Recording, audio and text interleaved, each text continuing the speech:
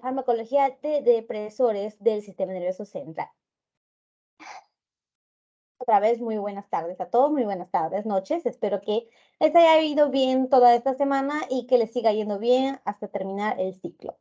Ya terminamos las primeras 3 teorías, ¿verdad? De farmacología, ¿no? Farmacodinamia, farmacocinética y sistema nervioso autónomo, que eran los básicos que se tenían que tener en base, ¿no? Que se tenían que enfocar las primeras 3 semanas.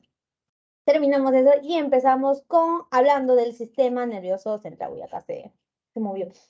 Ya habíamos dicho, ¿no? Que el sistema nervioso se dividía en dos: sistema nervioso central y sistema nervioso periférico. Hay un puntero, ya está. La vez pasada hemos visto, la semana pasada, hemos visto, a ver, un ratito se está grabando, ¿no? Ya, perfecto. La vez pasada hemos visto sistema nervioso periférico, la parte del autónomo. Habíamos visto las partes importantes, que se dividían en simpático, parasimpático. Ya, esta vez vamos a ver el sistema nervioso central, que está compuesto, ya hemos dicho, por la cerebro y por la médula. ¿No? Acá están los componentes básicos del cerebro, que es el mesencéfalo, puente de valorio, bulbo raquídeo y el cerebelo, ¿verdad? En este caso vamos a discutir sobre los fármacos que actúan en estos sitios. A ver, un ratito, chicos, voy a cerrar la puerta.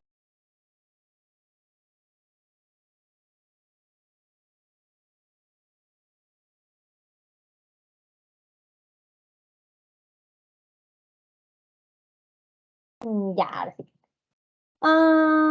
Entonces, ya.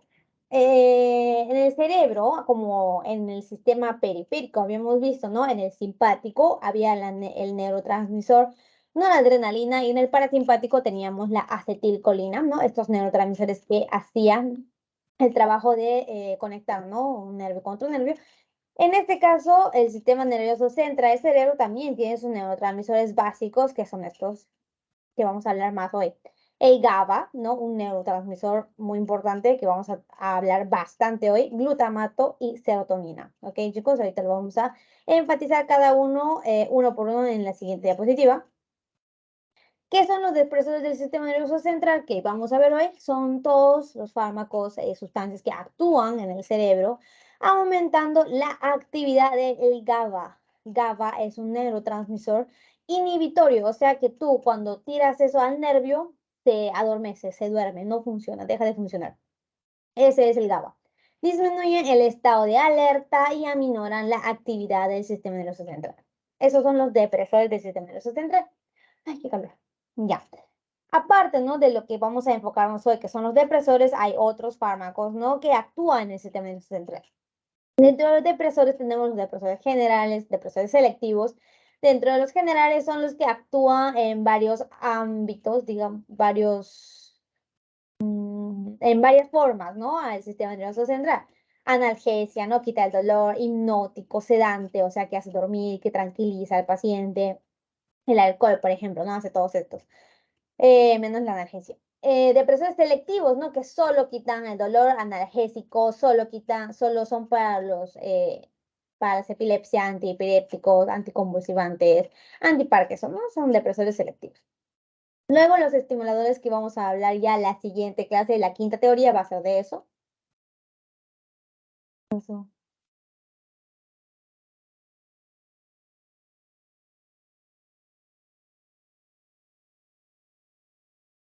Hay un ratito, chicos, hay alguien que no puede entrar a la clase al parecer.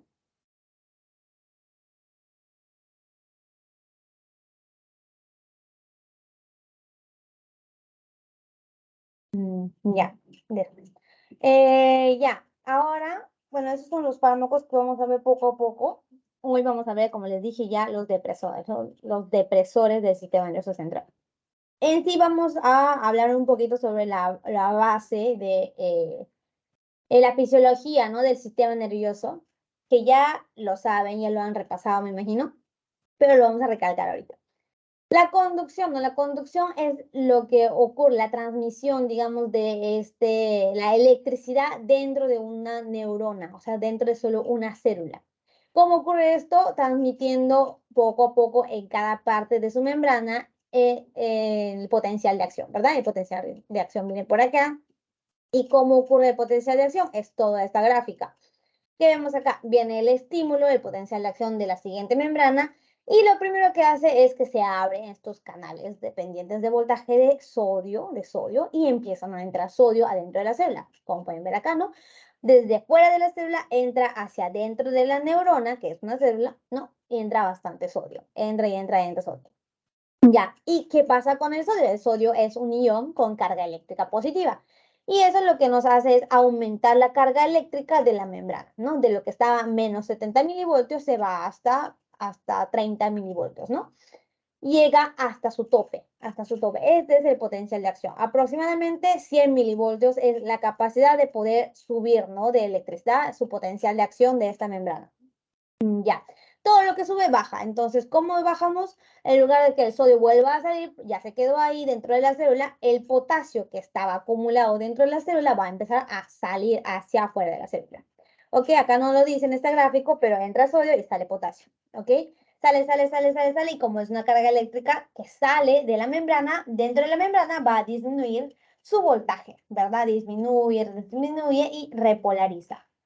¿No? Tanto así que se pasa de potencial de reposo, que era menos 70 milivoltios, se va más abajo, aproximadamente menos 90 milivoltios, ¿no? Y este es un estado de hiperpolarización, ¿no? Porque se pasó del potencial de reposo.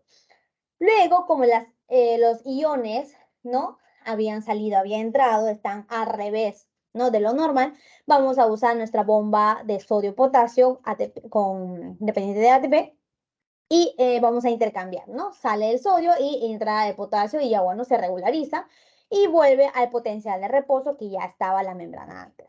Toda esta actividad es el potencial de acción que se transmite, ¿no? Se conduce dentro de una neurona, se conduce para que se active, ¿no? Cada parte de la neurona. Una vez esta electricidad llega al punto final, ¿no? De la neurona, que es el terminal nervioso, se abren los canales de calcio y entra calcio. Entra calcio dentro de la célula, dentro de la neurona. ¿Y qué pasa cuando entra calcio? Cuando hay mucho calcio, el calcio o contrae el músculo o libera vesículas. En el caso del nervio, como no hay músculo, libera las vesículas. Acá hay un montón de vesículas que están almacenadas en los neurotransmisores y se va a liberar. Se va a liberar con este estímulo del calcio, se libera hacia el espacio sináptico y acá lo que espera es sus receptores, ¿no? Sus receptores.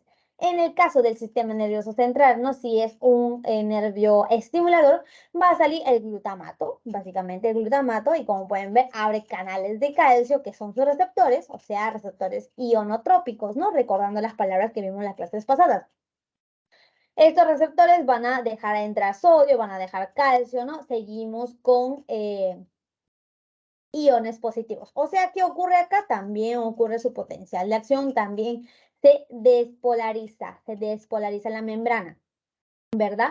Y ocurre el potencial de acción también en esta neurona, se conduce esta potencial de acción y luego ya se transmite la información. Ya, por otro lado, ¿no? Hay nervios que son nervios inhibitorios. Por acá vemos que sale las vesículas, sale en este caso el GABA que es un neurotransmisor inhibitorio. Ya lo vamos a ver más detalladamente, pero el GABA es un neurotransmisor importante, ¿verdad? Del sistema nervioso central. ¿Qué hace? Hace ingresar el cloro. El cloro. ¿Y qué pasa acá? El cloro es un ion negativo con carga negativa. Entonces, ¿qué ocurre? En lugar de despolarizarse, se va a hiperpolarizar, ¿verdad? Se va a ir hacia abajo la carga de esta membrana. Entonces, no va a haber potencial de acción, no se conduce la electricidad, entonces este nervio se va a inactivar. Este es un neurotransmisor inhibitorio. Ese es lo básico, ¿no? Y como pueden ver, ¿no? Esta es la conducción de un axón, o sea, este nervio lo que ocurre es esto, ¿no? Poco a poco cambia la carga eléctrica dentro de la membrana y se está conduciendo la electricidad hasta llegar al nervio terminal. Y acá están todos los neurotransmisores que vamos a hablar hoy, ¿no? GABA, glutamato, serotonina, ¿no? Que son los neurotransmisores del sistema nervioso central. Vamos a ver la característica de cada uno de ellos. ¿Por qué? Porque los fármacos lo que hacen es activar, aumentar o inhibir estos neurotransmisores.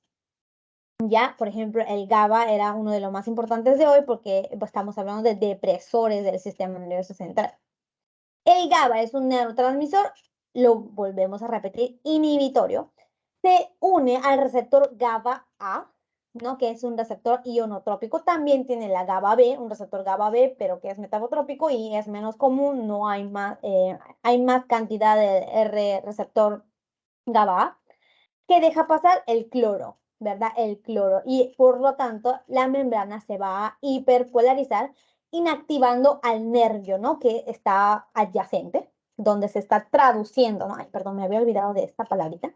Transducción, ¿verdad? Cuando quieren transmitir la información entre neurona y neurona, ocurre la transducción, donde se usan los neurotransmisores, ¿verdad? Entonces, a la hora de hacer la traducción, ¿no? El nervio adyacente se va a inactivar, es un inhibidor del GABA. Y obviamente, así como la noradrenalina, así como la acetilcolina, se tiene que recoger a este GABA cuando ya se ha liberado demasiado. Entonces, hay un transportador del GABA, ¿no? Que recoge cuando ya hay demasiado, ¿no? Obviamente. Entonces, así, el receptor GABA tiene una forma de un canal de ion, ¿no? Tiene subunidades, alfa, beta, gamma, y se puede unir acá el GABA, ¿verdad? El GABA, que es el neurotransmisor, cuando se une, el canal de cloro se va a abrir y va a salir cloro hacia adentro de la célula. Entonces, esta membrana se va a hiperpolarizar, o sea que se va a poner más negativo todavía de lo que ya estaba. Su uso clínico del GABA, ¿no? Como ya hemos dicho, es un nervio inhibitorio, o sea, cuando se libera y hace efecto a la otra neurona, lo adormece, lo duerme, lo inactiva. ¿Para qué sirve? Cuando activamos a este GABA, podemos usar para neuropatías, ¿no? Un dolor intenso que es generado por los mismos nervios, ¿no? Un dolor de origen nervioso. No podemos adormecer a ese nervio y ya que no nos duela, puede servir para insomnio, puede servir para como un antiepiléptico, ¿no? Se usan también los GABAs. Por otro lado, el glutamato. El glutamato es otro neurotransmisor que está en el sistema nervioso central, pero por lo contrario del GABA, es un neurotransmisor excitador, ¿ok? Glutamato excita a la célula, ya sabemos el mecanismo de transducción, ¿no? Acá tenemos receptores del glutamato, ¿no? Canal cainato, canal AMPA, canal NMDA, ya todos son bien usados, todos abundan en las neuronas. Y todos van a ser ionotrópicos, ¿ok? Receptores ionotrópicos, ¿por qué? Porque dejan pasar ion, ¿no? Funciona como un canal iónico.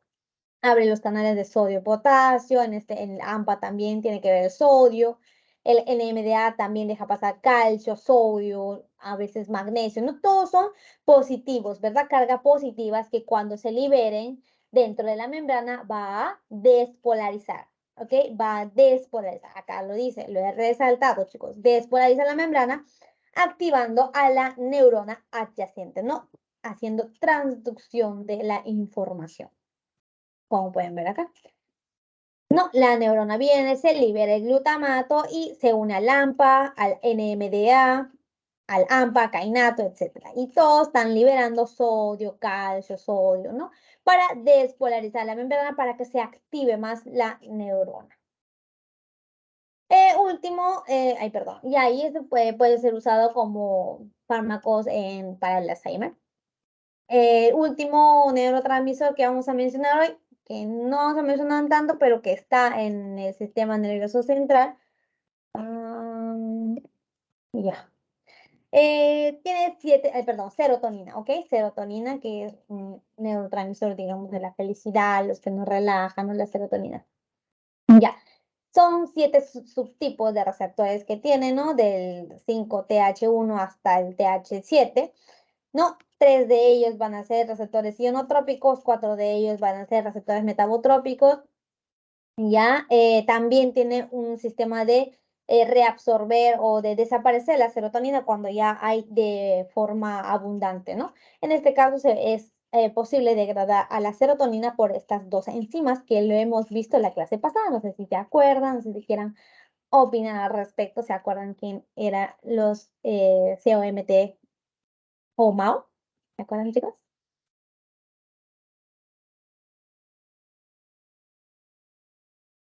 Si quieren me lo escriben en el chat o si quieren pueden prender el audio para hablar. ¿No? ¿No se acuerdan? O no me están siguiendo o tienen falta de hablar. Si quieren me lo escriben por WhatsApp para que no tengan falta. Ajá, de sistema, sí, ya. Sí, lo hemos mencionado cuando estábamos hablando del sistema nervioso simpático. Gracias, Mauricio, por tu participación.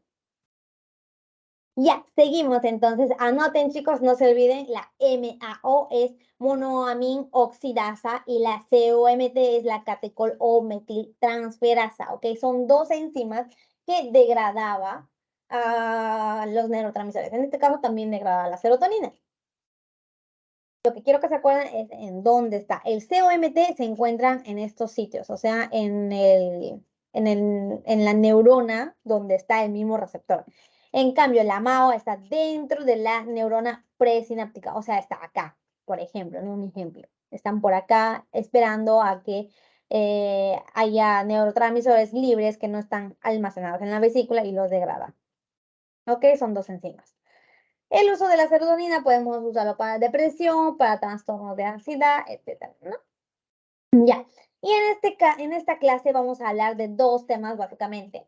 Anestesia, fármacos que se usan para la anestesia y fármacos que se usan para la epilepsia, ¿no? Que es otra enfermedad neurológica que lo vamos a hablar brevemente luego. Primero, anestesia, chicos, para que la anestesia, ¿qué es la anestesia? Etcétera. A ver un ratito. Ya, la anestesia general, ¿no? Su definición es depresión descendente e irregular del sistema nervioso central. Provoca un estado de ausencia de la percepción de todas las sensaciones que puede tener el hombre, ¿no? Los cinco sentidos, digamos. El hombre, obviamente, el paciente, obviamente, ¿no? Cuando le pongas anestesia no va a sentir nada, no va a saber nada, no puede reconocer nada, pierde la memoria, pierde la función de moverse, pierde todo, ¿verdad? Eso son la función de la anestesia en general. Ya. Entonces, ya, la anestesia se clasifica en estos grupos, ¿no? Anestesia general o anestesia multimodal. Luego vamos a hablar de este. La anestesia general tenemos a la endovenosa y a la inhalatoria, ¿no? Dentro de la inhalatoria tenemos dos tipos, los gaseosos y los volátiles. Y bueno, en este caso vamos a comparar los dos, ¿no? La endovenosa a diferencia de los inhalatorios que necesitan estos equipos complejos, ¿no? Los vaporizadores, etcétera, no se necesita un equipo complejo que digamos, solo un dispositivo para pasarle dentro de la vena este fármaco, pero lo difícil es mantener la concentración, ¿no? Del fármaco anestésico en su cuerpo, dentro del cuerpo. A diferencia de la inhalatoria sí necesita estas máquinas complejas, cada una de ellas, pero es fácil, ¿no? El de mantener la concentración plasmática del fármaco y es fácil también de eliminar este fármaco cuando queramos. ¿Cómo es esto? La forma inhalatoria va a pasar siempre, siempre por los alvéolos, ¿no? Viene por el sistema respiratorio, por la nariz entra, por la boca también, y va directamente a los alvéolos. Y acá, por difusión simple, es lo que se va a ir hacia la sangre, ¿ya? Y va a ir de poco a poco. Entonces va a ser más fácil de, digamos, controlar la concentración que puede ingresar el fármaco hacia el cuerpo. Y es más fácil de manipular, digamos. A diferencia de los endovenosos, ya estos sí son más difíciles de controlar tener la misma concentración de fármaco todo el tiempo durante toda la cirugía dentro de la sangre. Entonces acá presentamos algunos anestésicos gaseosos y volátiles que todavía se usa en la práctica clínica, ¿no? Los inorgánicos, orgánicos acíclicos, por ejemplo, el más importante de estos cuatro que quiero que se aprenda es el óxido nitroso. Ya dentro de los inorgánicos, el óxido nitroso, resalten, ¿no? Ahí ya tienen el PPT, lo he mandado en el grupo, así que pueden resaltar, etcétera. Luego, dentro de los anestésicos volátiles, tenemos a los éteres, a los hidrocarburos.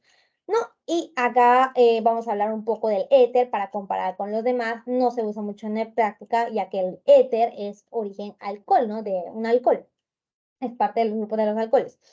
Luego el éter lo vamos a manipular, vamos a cambiar la estructura química y generamos los fluorados, ¿no? Los fluorados sí son muy usados todavía en la práctica clínica, bueno, son usados bastante en la práctica clínica y aparte van a ser mencionados bastante en su clase teórica y en sus pasitos y en el parcial también me imagino.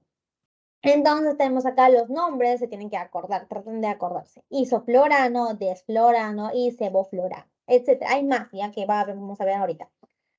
Dentro de los hidrocarburos, los fluorados, tenemos al alotano, ¿no? Muy importante que se aprendan de estos nombres. Sí, son varios. Ya. Y en términos generales, lo que quiero hablarles son sobre los anestésicos ideales, o sea, qué tipo de fármacos queremos para usar una anestesia para que el paciente esté dormido, tranquilo y que no sienta nada durante toda la cirugía, que es bastante invasiva, ¿verdad? Una cirugía, digamos, de abdomen abierto es muy invasiva. ¿Qué tipo de anestésico queremos? Que tenga inducción rápida, ¿ya? Y que despierte rápido. Una inducción rápida se refiere a que le ponemos el fármaco y al toque se duerma, al toque haga un efecto de sedación.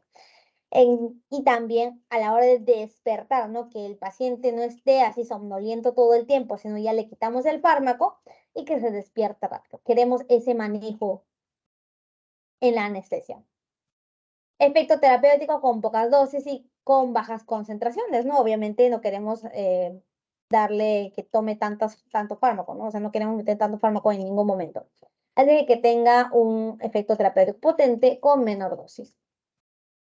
Luego, ¿qué más? Fácil de manipular la profundidad de la anestesia, lo que le estaba hablando. Por eso los fármacos, perdón, los anestésicos volátiles o inhalatorios no son buenos porque es más fácil de manipular la concentración que necesitamos y más fácil de manipular también la profundidad de la anestesia. O sea, hay grados de la anestesia, ¿no? Porque nosotros con los fármacos de la anestesia vamos a deprimir el sistema nervioso central y el sistema nervioso central en cierto modo, ¿no? Controla a todo nuestro cuerpo y vamos a deprimir a todo nuestro cuerpo también, ¿no? Por eso es que tenemos que controlar bien, manipular bien la profundidad de la anestesia.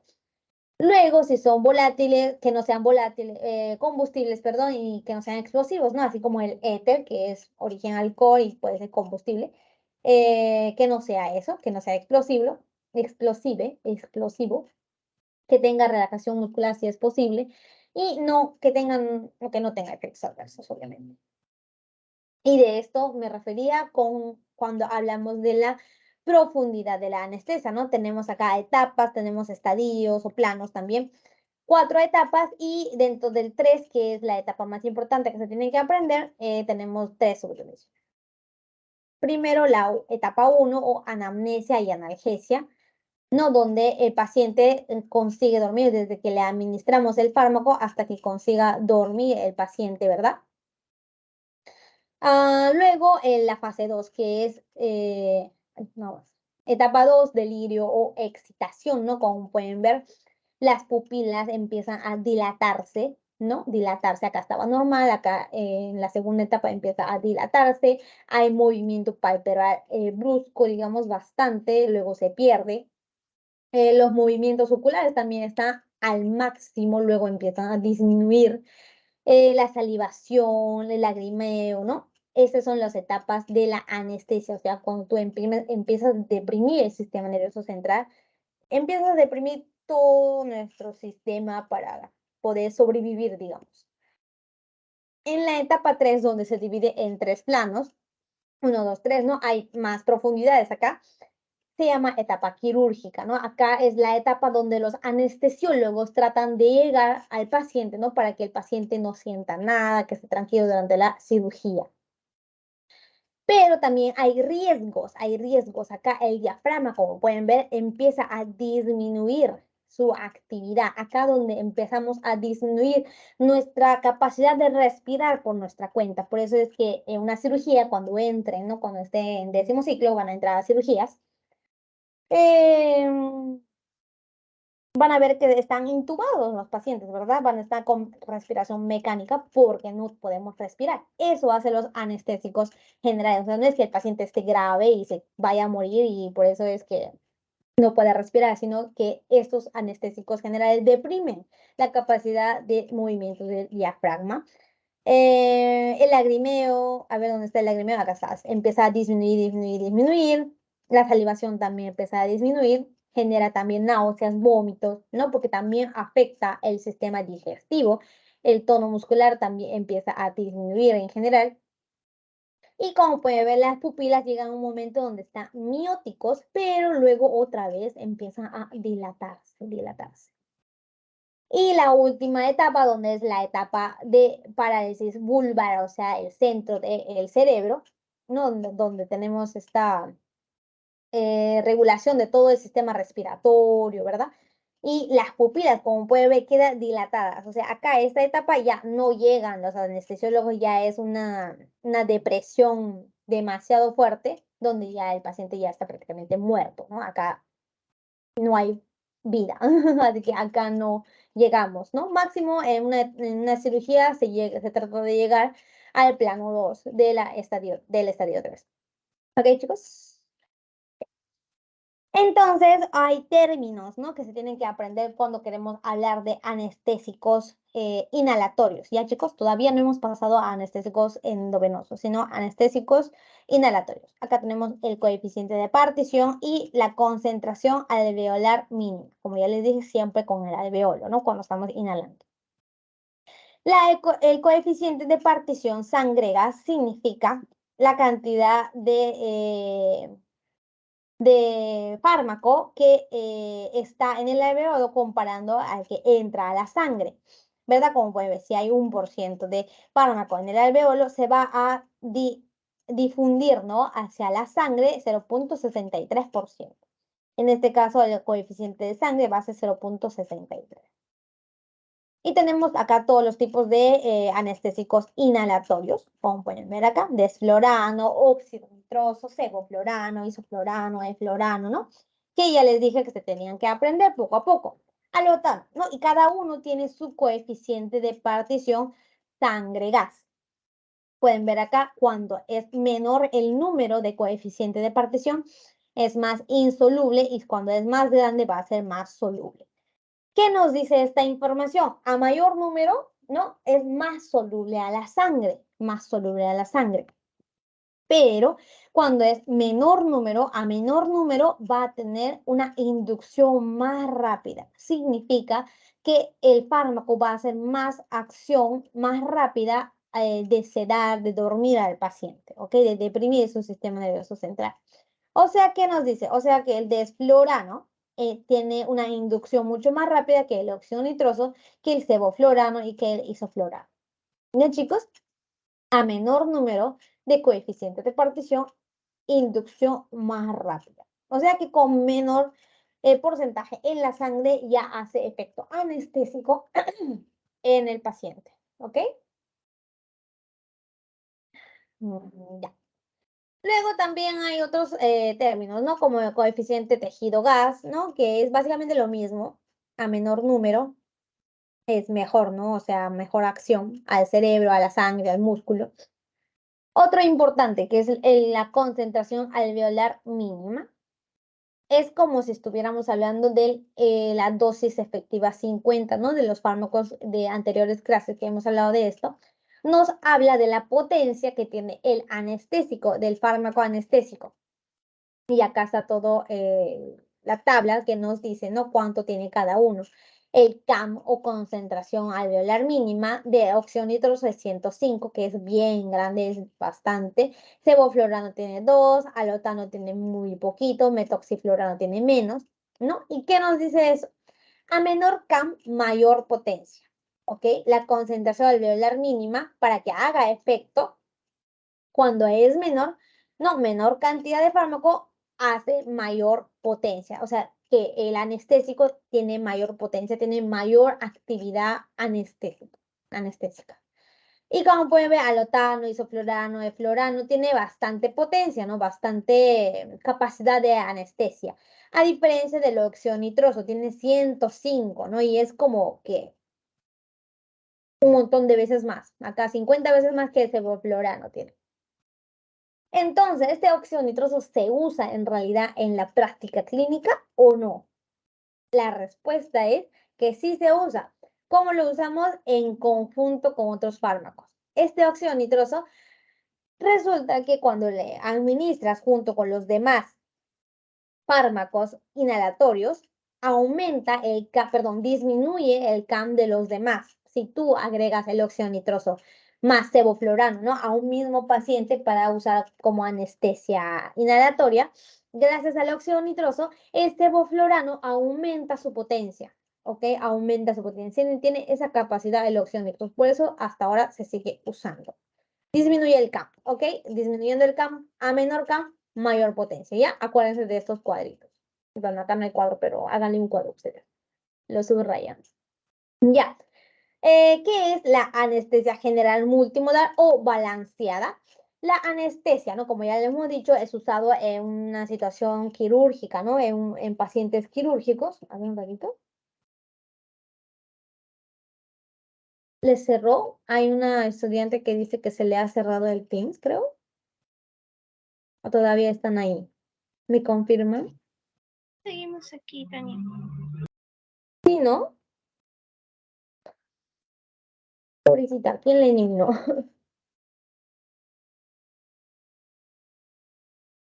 A ver, para que entre de nuevo. Ya.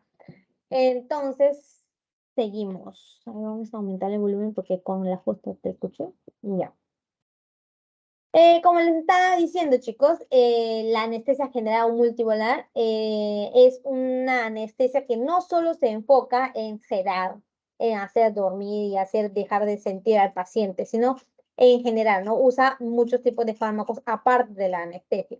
Es de la anestesia multipolar. Por ejemplo, cuando tú vas a meterla al quirófano al paciente, obviamente que el paciente va a estar más ansioso, va a estar más preocupado, le puedes dar un tranquilizante. Luego, al igual que el óxido nitroso, ¿no? Que aumentaba la potencia de los demás fármacos, también hay fármacos que se usan para la inducción, que aumenta la capacidad de inducción del fármaco, ¿no?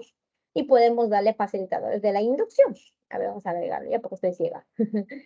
Luego podemos agregarle para disminuir el dolor, o sea, la analgesia. Hay fármacos anestésicos que también tienen su capacidad de analgesia. ¿Qué es analgesia? Quitar el dolor, ¿ya? Analgésicos, que son quitan el dolor.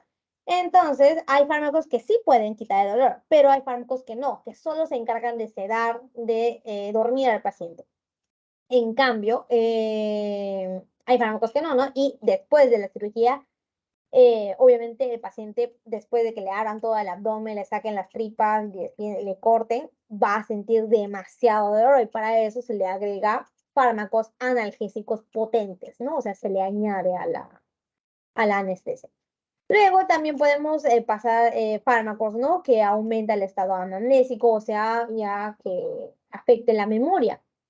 Anestésicos o fármacos que afectan la memoria para que el paciente no recuerde nada de ese momento y fármacos que nos ayuden a disminuir los efectos adversos, ¿no? Bradicardia, ya les dije, ¿no? El fármaco anestésico deprime todo nuestro cuerpo. Puede deprimir el sistema cardiovascular, puede deprimir el sistema digestivo, puede deprimir el sistema respiratorio y puede aumentar la secreción, o sea, disminuye el control de las secreciones.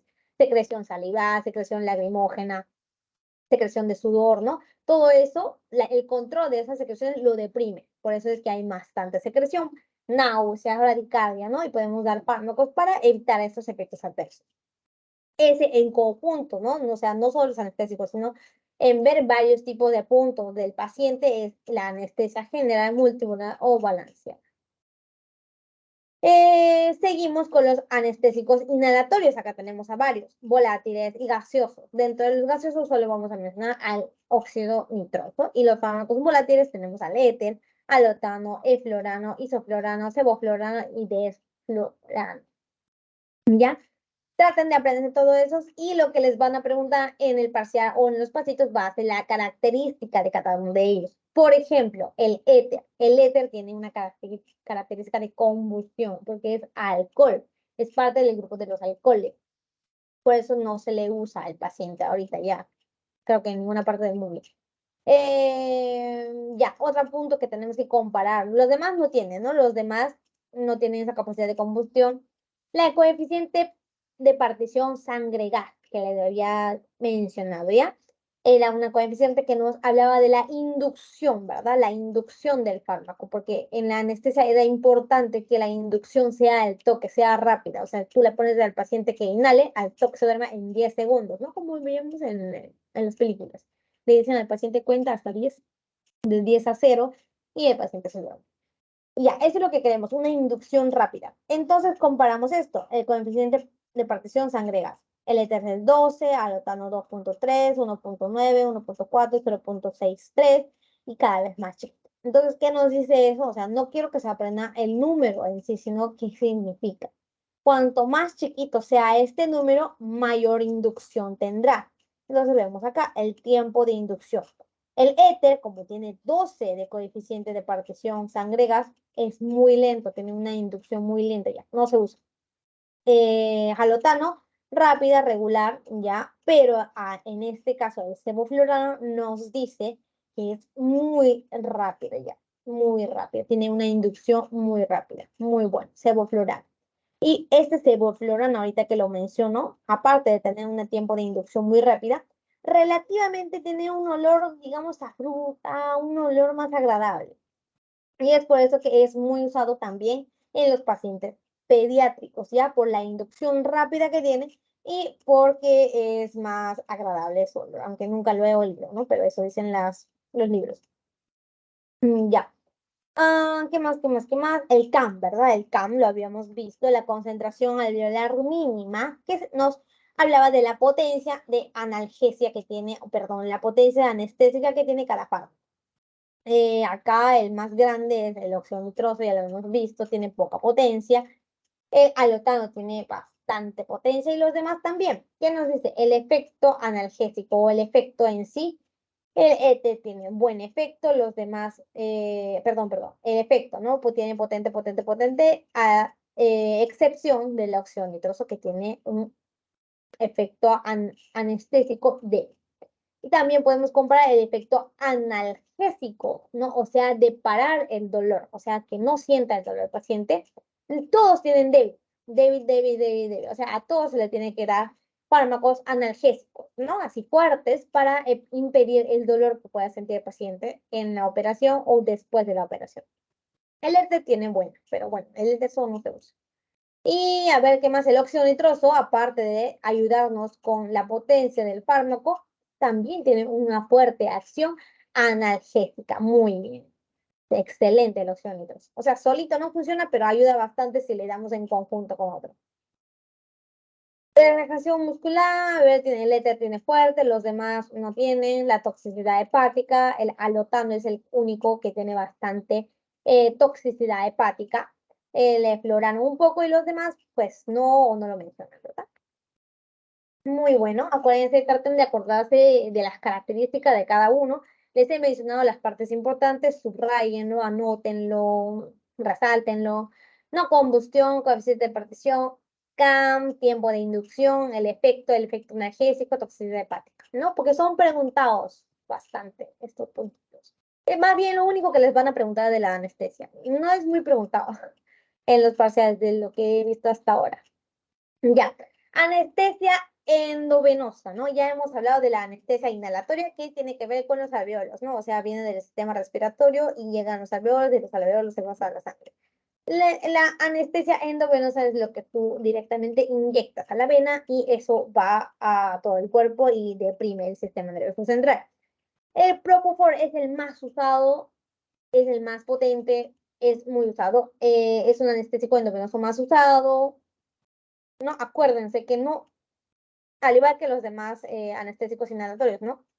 Este no va a tener una capacidad de analgesia, o sea, si tú te das Propofol, el paciente puede estar dormido y todo lo que quieras, pero puede sentir dolor. ¿no? Y puede tener bastante dolor después. Por eso se le tiene que usar en conjunto con el fentanilo, que es un fármaco analgésico potente, tiene actividad analgesia potente, que es parte del grupo de los opioides. Ya la última clase de este parcial vamos a hablar de los opioides. Y también el óxido nitroso. Ya el óxido nitroso habíamos dicho que tiene capacidad de analgesia, tiene buena función para aumentar, ¿no?, la potencia de los fármacos anestésicos, muy bueno. El propofol en sí solito tiene una inducción relativamente rápida, en 1 minuto, también tiene un despertar rápido, ¿no?, que eran las condiciones de un buen anestésico, así que todo good hasta ahí. Es usado como un inductor o también de mantenimiento, ¿no? O sea, que todo el tiempo estás usando durante la cirugía. Luego tiene una capacidad antiemética, ¿no? O sea, ya no tienes que dar un antiemético. También el propofol te evita que tengas náuseas, no se le administra a embarazadas. Acuérdense de estos puntos, ¿verdad? Habíamos dicho en las primeras clases que los pasitos también es muy preguntado qué dar a las embarazadas o qué no dar. Acuérdense también de esto, tiene efecto de protector, efecto depresor del sistema cardiovascular, ¿ok? Cardiovascular y respiratorio. Habíamos dicho que los anestésicos deprimen al sistema nervioso central y deprimen al sistema que controla también esto, el sistema cardiovascular, el sistema respiratorio, ¿no? Puede ser deprimido, ¿no? Ya que también hace efecto en el bulbo raquídeo, donde controla la respiración. Ya.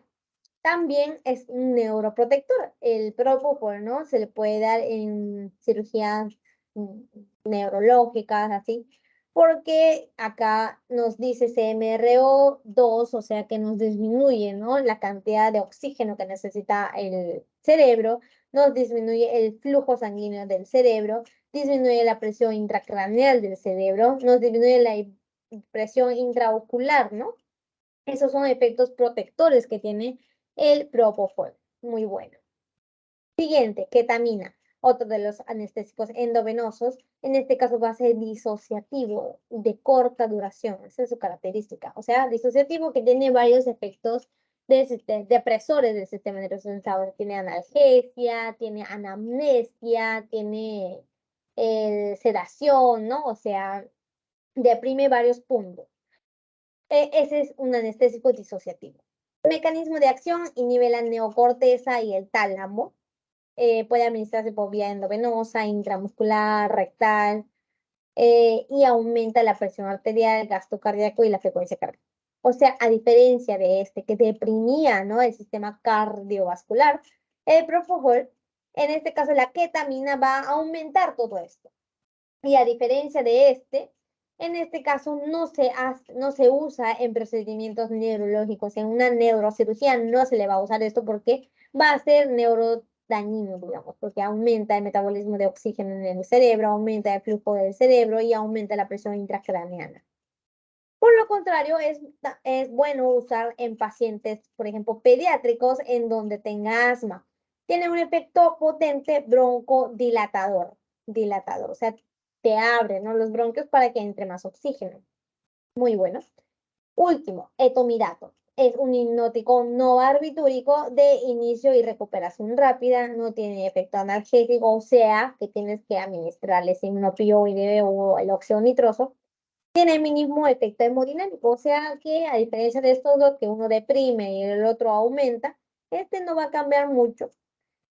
Puede presentarse supresión adrenal, ¿no?, que dura 12 a 24 horas después de administrar el etomidato. Esa es su característica.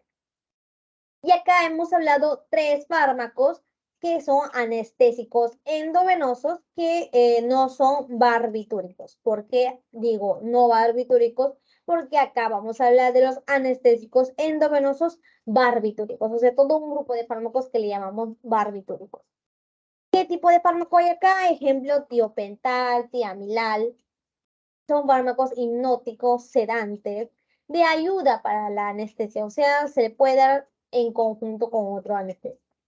Su estructura química, ¿no?, está hecho entre ácido málico, urea, ¿no? Se une esto y genera el ácido barbitúrico.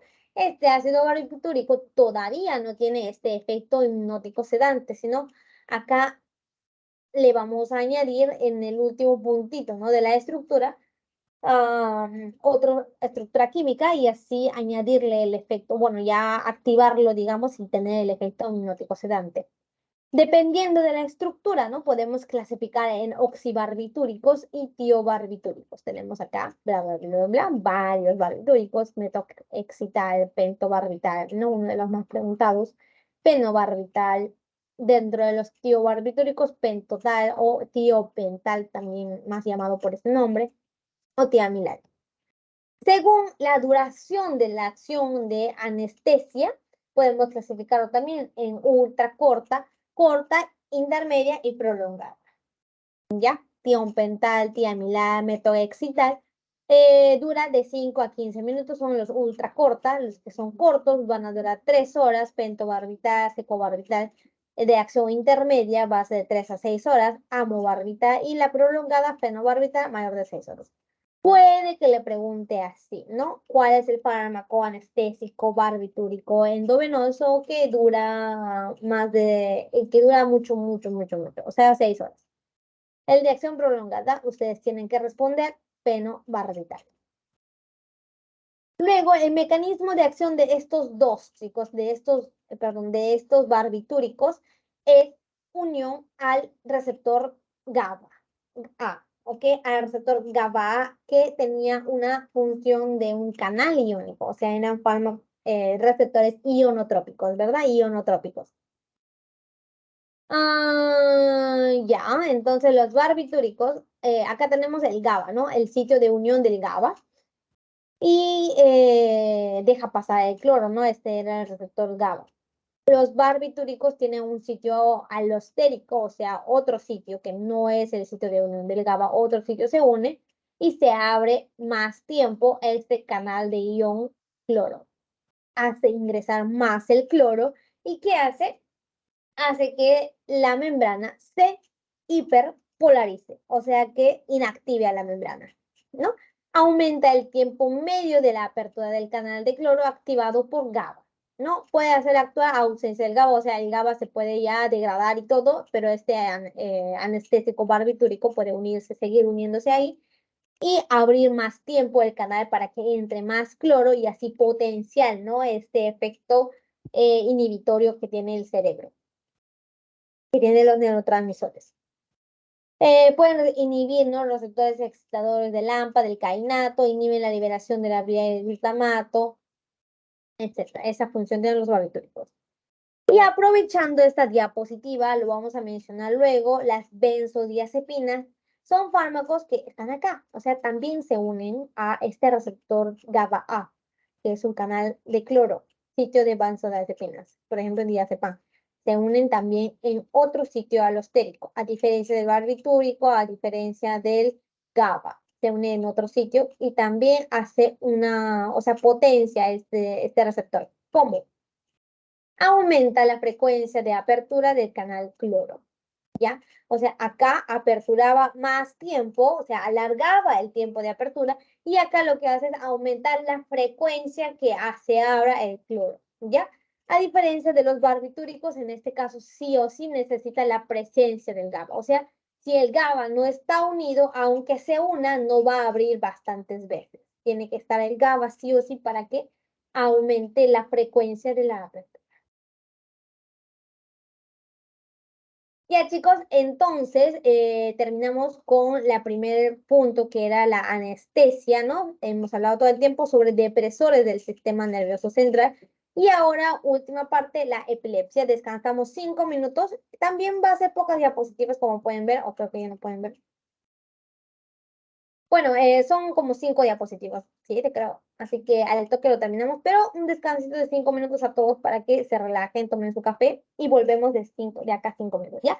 Cualquier duda que tengan durante este momento, yo voy a estar acá con mi celular. Si tienen falta abrir el audio, ¿no? El micrófono, pueden escribirme por mi celular y yo les trataré de responder ahora mismo. Sobre la clase, ¿ya? Sobre esta clase. Ya, chicos, en 5 minutos los veo.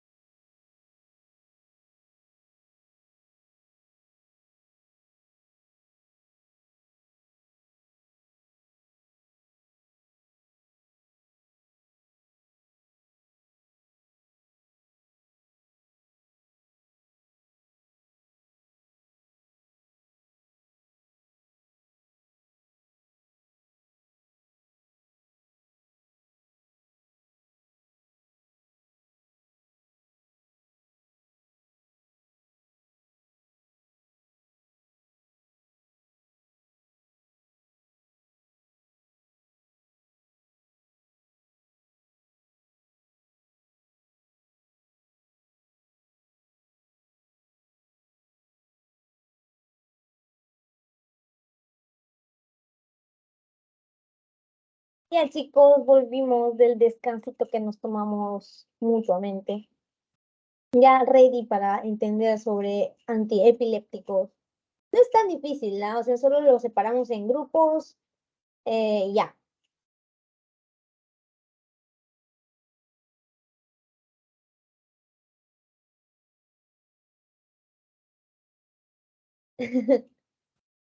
Bien, bien, chat, pero como ya le habían respondido, no respondiendo.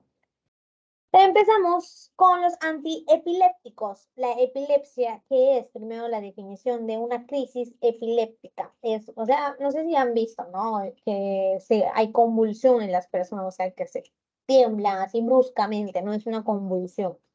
Hay crisis epilépticas generalizadas o focales o parciales. Las generalizadas es que ya tus dos brazos, tu cara, tus dos piernas estén temblando así fuertemente. Esa es una crisis epiléptica generalizada, ¿no? Que han visto tal vez en una película o algo. Crisis focal o parcial es que se mueva una mano, que hagan tics, o sea, que se mueva siempre una mano, una parte del dedo, una parte de la cara, una pierna, un piecito, ya. Esas son las crisis epilépticas focales. Dentro de las generalizadas tenemos a las convulsivas motoras o no convulsivas, ¿no? Las convulsivas motoras generalizadas es lo que yo ya les dije, que se mueven los dos pies, las dos manos, así bruscamente, ¿no? Convulsión, de tipo convulsivas. De tipo no convulsivas, no motoras, pero que son generalizadas, son las crisis de ausencia o también llamado petit mal. Así son. Bueno, debería enseñarle algunos videos, pero bueno, no tengo. En YouTube de haber. Crisis de ausencia es así. Están viendo, ¿no? Está prendiendo mi audio. No, ya. Crisis de ausencia es que te quedes mirando fijamente un punto y te vas. El paciente se queda ido, o sea, ha ido el paciente, la persona. Esa es la crisis de ausencia. Miras un punto y no haces nada, o sea, estás ahí, pero está abierto tus ojos, pero así te quedas. Esa es la crisis de ausencia o petit mal, que es parte de las generalizadas. No, en sí, estas generalizadas tienen la característica de que afecta a toda la corteza del cerebro. Por eso es que afecta a ambos pies, a ambas manos. Por eso es que todo, es como que se va tu conciencia. Tu conciencia se va en ese momento. Eh, Ay, perdón. Uno menos. Ya, las crisis focales, como ya les dije, ¿no? Puede haber simples o complejas. Las simples son las que no alteran la conciencia y las complejas, bueno, ya son más complicadas, ¿no? Las que sí afectan. En sí, pero en términos generales, las generalizadas son las que afectan la conciencia, pierden la conciencia, ¿no? Acá estás temblando y estás así muerta, o sea, como que no estás consciente de en dónde estás. En la crisis de ausencia, donde te quedas mirando fijamente, tampoco tienes una conciencia ahí. En estas crisis de ausencia, ¿no? Hay un fármaco antiepiléptico de elección, que es la etoxucimida. Acuérdense de este nombre, lo vamos a mencionar varias veces. Y así son, ¿no? Las crisis parciales. Se mueve un sitio, se mueve otro sitio, pero son parciales. Afectan solo a una parte del cerebro, no a una parte de la corteza. No a todas como las generalizadas. Su fármaco de elección va a ser las carbamazepinas. ¿Ok? Acuérdense de esos nombres. Carbamazepinas. Y en sí, ¿no? Lo que necesito que se aprendan son los criterios de epilepsia. Bueno, en fármaco no les van a preguntar eso, pero para que tenga una orientación, ¿no? De qué estamos hablando. La epilepsia, una enfermedad, que es una enfermedad, no tiene un criterio. Que tengan dos o más crisis epilépticas que no fueron provocadas, separadas por más de 24 horas. O sea, ¿qué significa eso? Ya, yo tengo epilepsia y mi primera convulsión fue hoy a las 6 de la tarde aproximadamente. Empecé a temblar así bruscamente todo, me caí al piso. Luego, mañana a las 7 de la noche, ya después de 24 horas, tenga lo mismo, ¿no? Empiezo a temblar así bruscamente. Eso es ya diagnóstico de epilepsia, o sea, yo tengo epilepsia. Y se le tiene que dar, obviamente, antiepilépticos. Luego también hay otros criterios que dicen que una crisis no provocada con un riesgo mayor a 60% que ocurra otra vez, ¿no? Diagnóstico también podemos hablar de síndrome epiléptico, que es otra cosa. Pero bueno, en sí, acuérdense del primérito, ¿no? Lo que les acabo de decir. Después de 24 horas que haga dos convulsiones, dos crisis epilépticas. Y la crisis epiléptica que estamos hablando todo el tiempo son eventos transitorios que incluyen sintomatología de una descarga neuronal descontrolada, ¿no? Como puede ver acá, nos dice descarga neuronal descontrolada, o sea que hay demasiada actividad en ninguna horrible en el cerebro. ¿Cómo ocurre esto? Vamos a ver el mecanismo fisiopatológico de la epilepsia. Acá el cerebro recibe demasiada excitación. Hay aumento, vamos a agrandar, ¿ya? Ya. Hay un aumento de la excitación, hay demasiado ingreso de sodio, demasiado ingreso de calcio, ¿no? Los iones positivos que excitan mucho a la neurona, neurotransmisores excitatorios, glutamato, aspartato, aumenta demasiado entre neurona y neurona. Después, ¿qué ocurre? Inhibición, disminuye la inhibición, o sea, de lo que calmaba a los nervios van a desaparecer. No hay cloro, no hay salida de potasio, no hay neurotransmisor GABA, disminuye el GABA. Esa es la patología de las crisis epilépticas, ¿no? Y en sí de la epilepsia, cuando hay más de 2 en 24 horas. ¿Qué más ocurre? Aumenta la concentración de glutamato, lo que ya les dije, aumenta la sensibilidad hacia los receptores NMDA, que era el receptor de glutamato, o sea, es más sensible al receptor, o sea, que capta más glutamato, por lo tanto, excita más a la neurona, aumenta el calcio intracelular, aumenta el potasio extracelular. ¿Qué más? Disminuye el GABA, no hay el neurotransmisor que inhibía, ¿no? El sistema nervioso sensible a los receptores, o sea, sensibilidad hacia los receptores GABA también disminuye, o sea, los receptores GABA es como si no estuvieran. Disminuye el calcio extracelular y así, ¿no? Ocurre en la epilepsia una desregulación de los neurotransmisores excitatorios e inhibitorios. Aumenta los que excitan y disminuyen los que inhiben. Esa es la epilepsia. Hay una hiperexcitabilidad del cerebro, ¿no? Del sistema nervioso central. Aumenta los neurotransmisores excitatorios y disminuye los neurotransmisores inhibitorios. ¿No? Y así. Ese es el mecanismo de la epilepsia. Entonces, ¿qué queremos? ¿Qué objetivo tenemos en farmacología?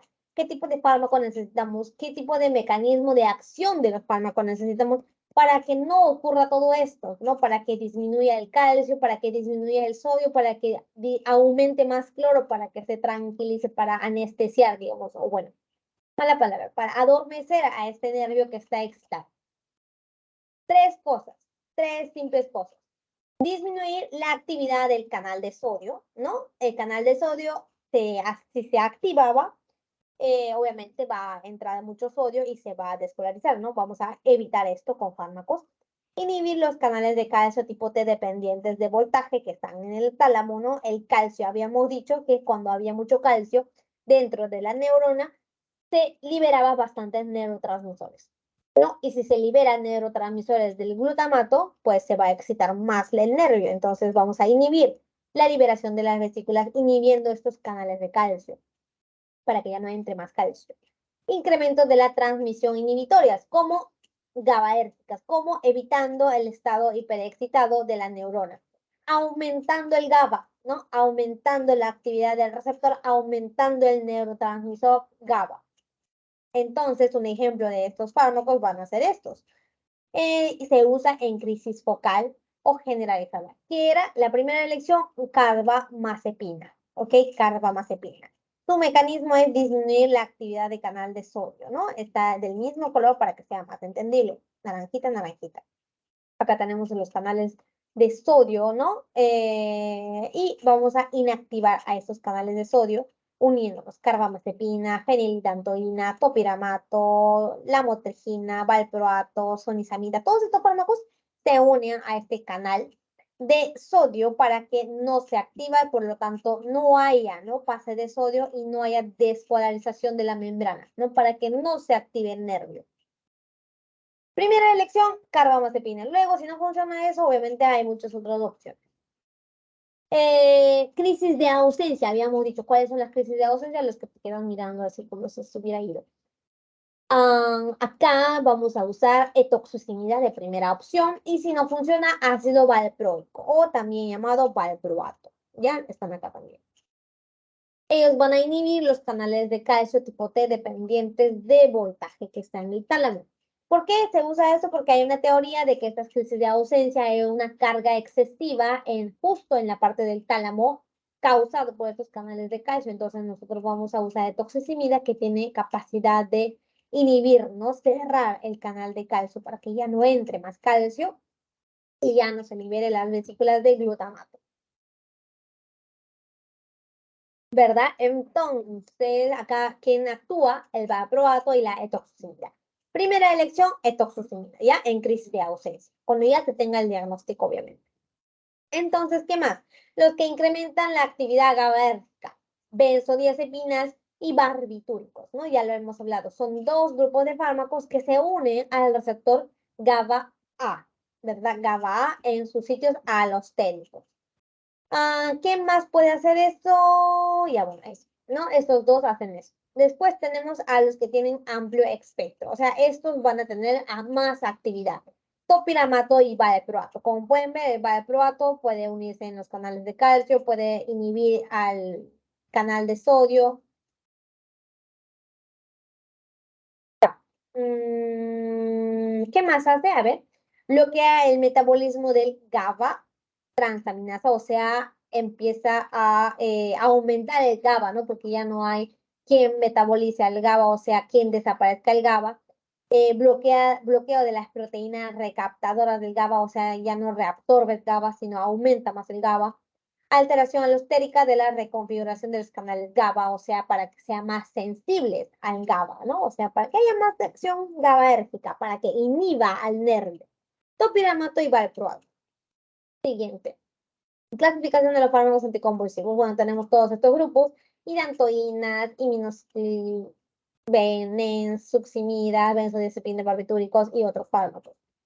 Vamos a hablar uno por uno, un poquito de cada uno, ¿no? Sus características que pueden preguntar en los exámenes también y los que tienen que saber. La fenitoína, ¿no? Un fármaco, sí, bien usado, lo he escuchado bastante cuando llevé neurología. Son derivados de la hidantoína. Van a inhibir los canales de sodio dependientes de voltaje, ¿ya? Los que hacen la misma acción de la carbamazepina. ¿Se acuerdan de la carbamazepina? Hace lo mismo. Se usa para epilepsia, pero no en crisis de ausencia, ¿no? Acuérdense, crisis de ausencia siempre etoxicimida.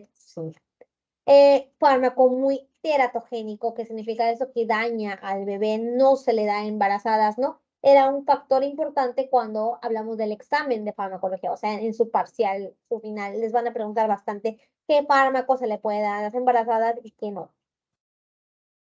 Puede generar fisura palatina, síndrome fetal de hidantoína, ¿no? Es peligroso para las embarazadas porque pueden generar eso a los bebés.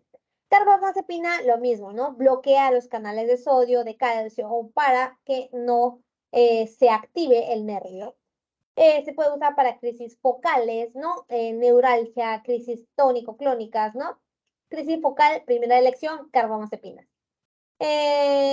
Puede generar interacciones farmacológicas, al igual que la fenitoína, ¿no? Habíamos visto en farmacodinamia, son inductores enzimáticos. ¿Qué significa esto? Que si tú das otro fármaco junto con la fenitoína y se metabolizaba con el mismo citocromo P450, la acción del otro fármaco iba a disminuir, ¿no? Disminuye la acción del otro fármaco cuando son inductores enzimáticos. Ya. Seguimos. Oxicarbamazepina, ¿no? Lo mismo, derivado de carbamazepina, bloquea los canales de sodio, calcio, crisis faciales, se puede usar para niños, ¿no? En rash, puede generar efectos adversos como rash, ataxia, o sea, como que falta de control de tu movilidad, trastorno de hiponatremia, etoxosimida, acá está la etoxosimida, muy importante, se usa para crisis de ausencia. Ausencia. ¿Qué funciones tiene? Ya lo hemos visto, ¿no? Reduce, ¿no? Las corrientes de calcio, ¿no? Inactivaba los canales de calcio que estaban en el tálamo, ¿no? En neuronas talámicas. Efectos secundarios gastrointestinales del sistema nervioso central, ¿no? Como náuseas, vómitos, sueño y reacciones cutáneas un poco. Acá hablamos de las benzodiazepinas, ¿no? Que es un grupo grande de fármacos, al igual que los barbitúricos. Ya hemos visto su mecanismo de acción. El mecanismo de acción de las benzodiazepinas es actuar en el receptor GABA, ¿verdad? En el receptor GABA, aumentando la actividad del GABA, ¿no? Aumentando la frecuencia de apertura de estos receptores. Entonces, entra más cloro. Vemos acá, entra más cloro y va a hiperpolarizar la membrana, haciéndolo dormir, ¿no? Inactivándolo, calmándolo. Son sedantes hipnóticos, ¿no? Y es un grupo grande, por eso es que se le clasifica según su duración del efecto. Acción corta, acción intermedia y acción prolongada o larga, ¿no? Estos fármacos, ¿no? Los primeros van a ser midazolam, triamcinolone, por ejemplo, el midazolam se usa bastante en los procedimientos como la endoscopía, ¿no? Cuando tú haces el examen, ¿no? De endoscopía de digestiva, ¿no? Cuando te meten la cámara para ver si tienes gastritis, si tienes úlceras o no, tú sufres, o sea, el paciente sufre demasiado, o sea, con sus ganas de vomitar, etcétera, sufre mucho. Y para esto es bueno el midazolam, porque tiene capacidad de sedarte un poco, tiene capacidad de hipnotizarte y tiene capacidad también de anamnesia. O sea que empieza a, cuando te administran eso, durante el examen, todo el sufrimiento que tuviste, no te acuerdas. O sea, te olvidas, te quita la memoria. Eso es lo bueno del midazolam. Y lo bueno es que tiene acción corta, o sea que no le va a quedar mucho de fármaco, el efecto del fármaco, ¿no? De forma prolongada, termina ahí. Ya, entonces, intensifica la inhibición cinética de mediada por GABA, ya lo hemos dicho, lorazepam, midazolam, diazepam, fármacos de primera línea, ¿ya? Estos tres, lorazepam, que está en la acción intermedia, midazolam, de los de acción corta, ya les dije, se usa en endoscopías, y diazepam es el único que está de acción prolongada, ¿ya? Diazepam. Alprazolam ansiolítico, no como anticonvulsivante. El alprazolam, ¿no? Que es de acción intermedia, no se usa como un antiepiléptico, más se puede usar como un ansiolítico, o sea, para calmar al paciente, ¿no? Sedándolo. Efectos adversos, pueden haber efectos de tolerancia o síndrome de abstinencia.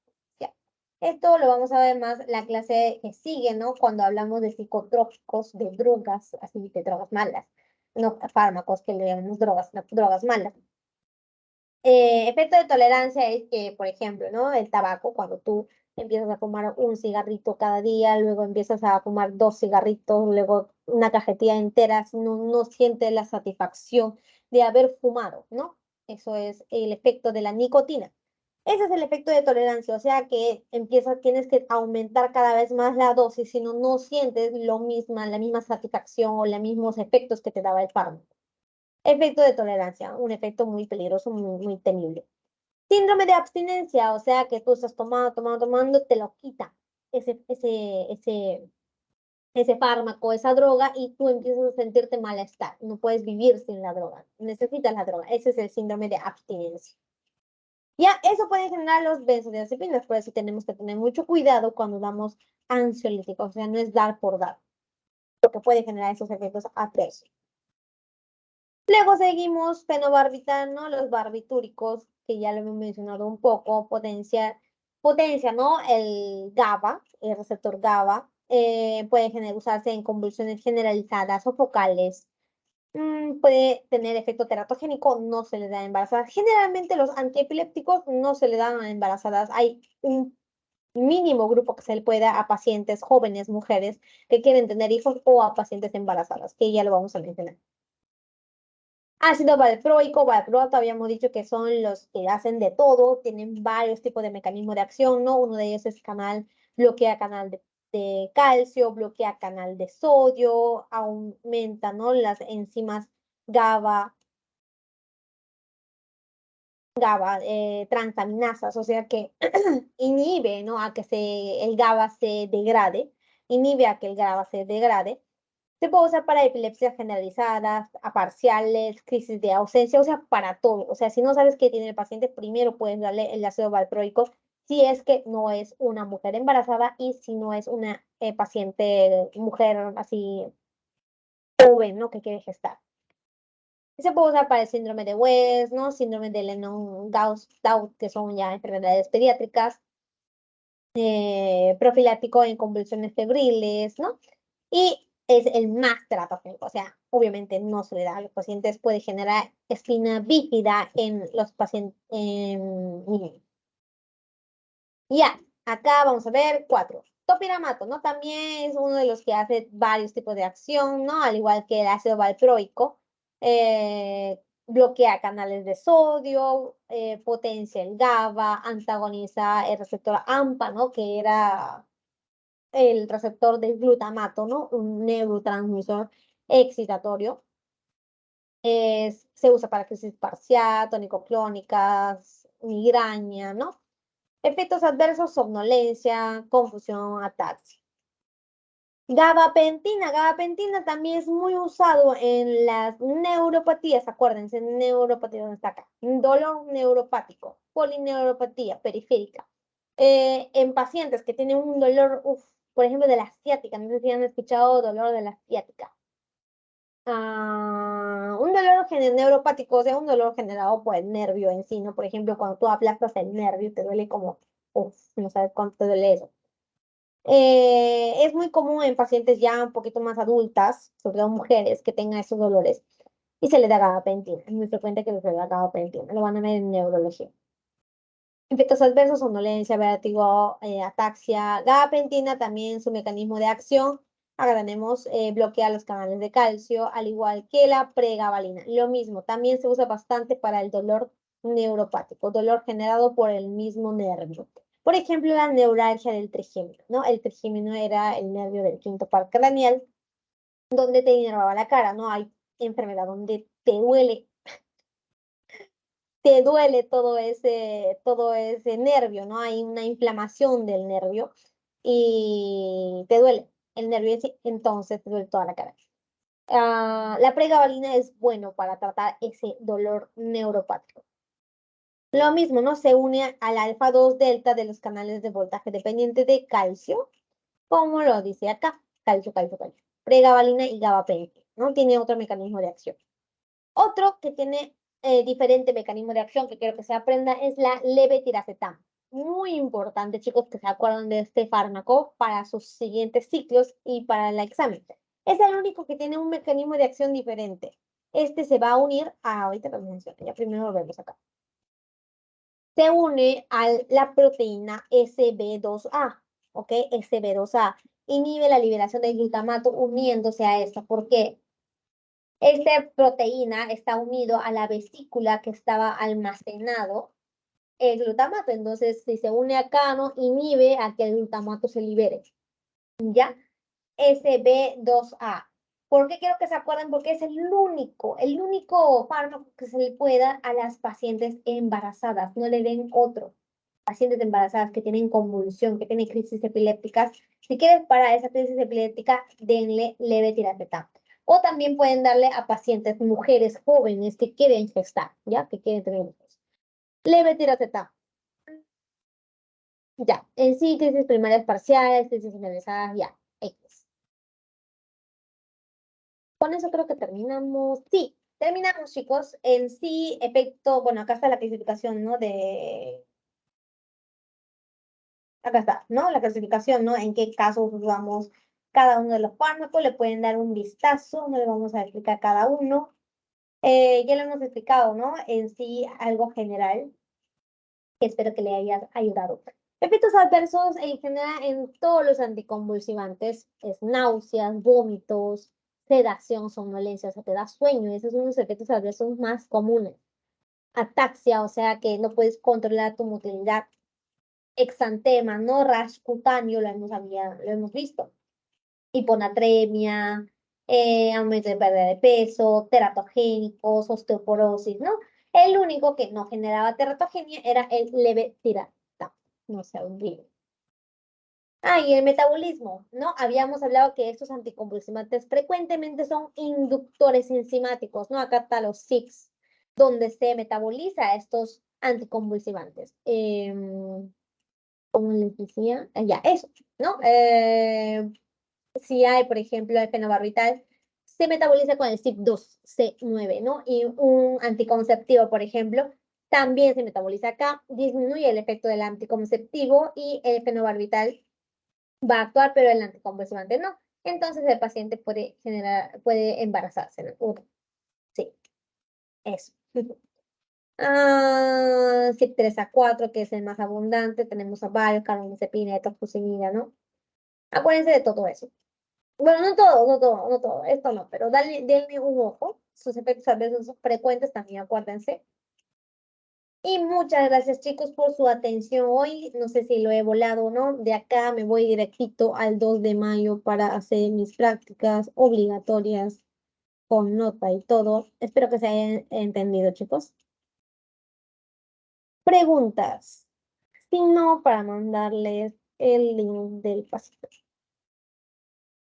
El post-test. Acuérdense, chicos, ya estoy empezando a ponerles los asistencias de todas estas clases que hemos pasado para retirarles, ¿no? A los chicos que no estuvieron asistiendo y agregar a nuevos chicos que están escribiéndome diario, creo, diciéndome que quieren ingresar, pero no pueden, porque ya no hay cupo. ¿Qué hice? Ya me equivoqué.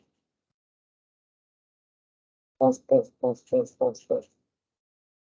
Espero que se hayan entendido, chicos. Y cualquier pregunta del post-test, o sea, me parece que he mencionado ya casi todo del pasito que les mencioné, las respuestas correctas.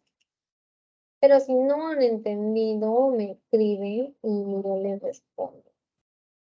Con la pregunta, obviamente. Si quieren, mándenme audio, como se les haga más fácil. Ya voy a terminar la grabación.